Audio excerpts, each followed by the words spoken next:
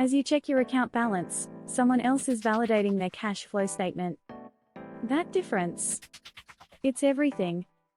Act 1. The invisible game. The rich man isn't playing your game of cash. They've rewritten the rules. They've changed the board. And the fact is, most people don't even know the game is played, he said. Here's what they understand that you do not. Money is not about, well, money. It's about time. Control. Leverage. When you get paid, you think in dollars. They think in assets. You see income. They see infrastructure. Act 2. Language trick. Rich people have different words, and words create reality. You spend money. They invest money. You purchase a car. They obtain a depreciating asset. There are implications of taxes. You pay rent. They talk about cost of capital and opportunity cost. This is not pretentiousness. This is psychological warfare against one's own desires. These lines, each word is a filter. A reminder.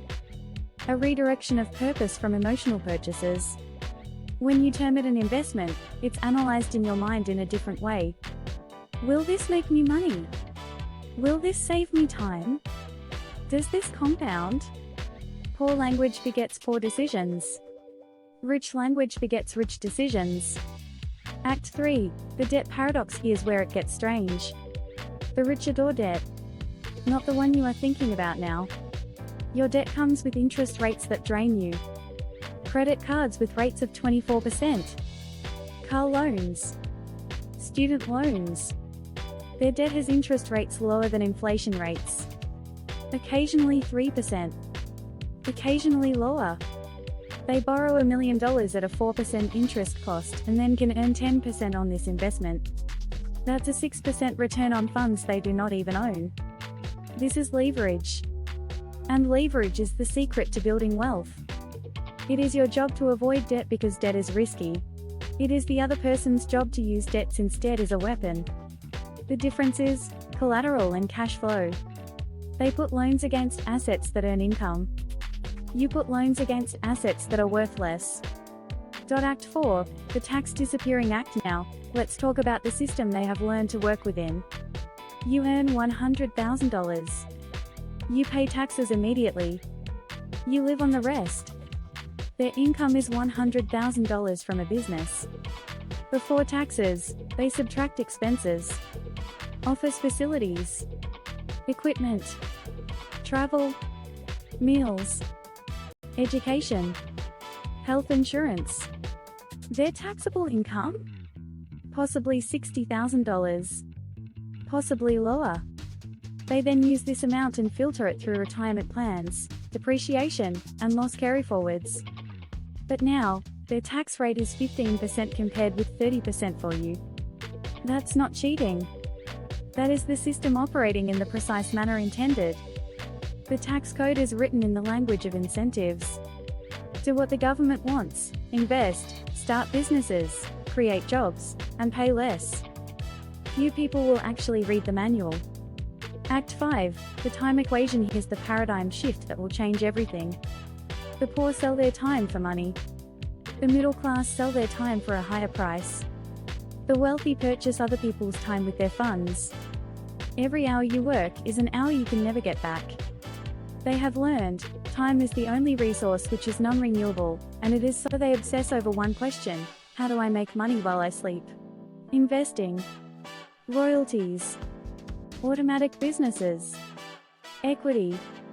Intellectual properties. They create systems that function even when they are not there. They exchange time for dollars.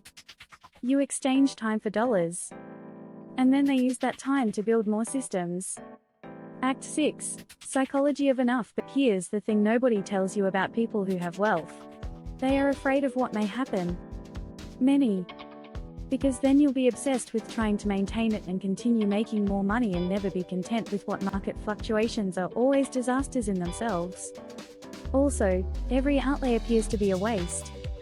This is the price of wealth, that you never feel rich enough. The bar is always being raised. First, it's a threshold of $100,000. Later, it's either truly wealthy, Those that have managed to avoid the cycle have defined enough. They understand their number. The number beyond which they stop searching and start to live. Without that number, you're just a rich person who feels poor. Act 7, the information asymmetry. The last manipulation is the least loud. They know things before you do. Not via insider trading. Via networks. They lunch with people making decisions. They sit on boards. They attend private conferences. By the time information comes to you, markets have factored it into prices.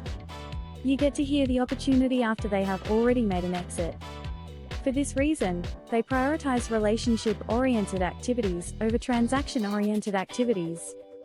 Each conversation is possibly an edge. Each dinner is intelligence gathering. You consume media. They create media relationships. See, what does this mean for you, then? They are not people you can become in one night. But you can think like them from now on. Put a stop to measuring in dollars.